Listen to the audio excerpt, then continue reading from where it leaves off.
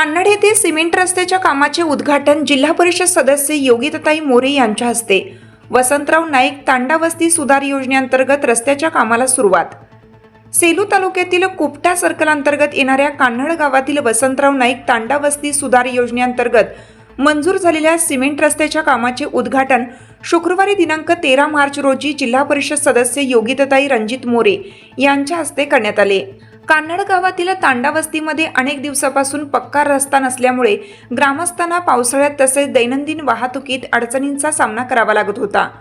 या समस्येचा विचार करून वसंतराव नाईक तांडा वस्ती सुधार योजनेतून सिमेंट रस्त्याचे काम मंजूर करण्यात आले असून या कामाच्या शुभारंभामुळे ग्रामस्थांमध्ये समाधानाचे वातावरण निर्माण झाले आहे।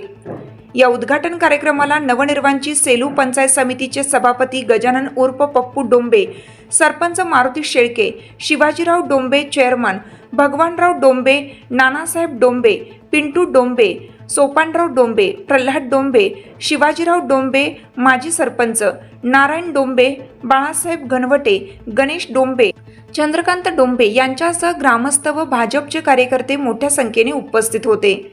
कार्यक्रमाच्या वेळी ग्रामस्थांनी गावातील विकास कामांबाबत चर्चा केली। यावेळी उपस्थित मान्यवरांनी ग्रामीण भागाच्या विकासासाठी अशा योजनांचा अधिकाधिक लाभ घेण्याचे आवाहन केलं।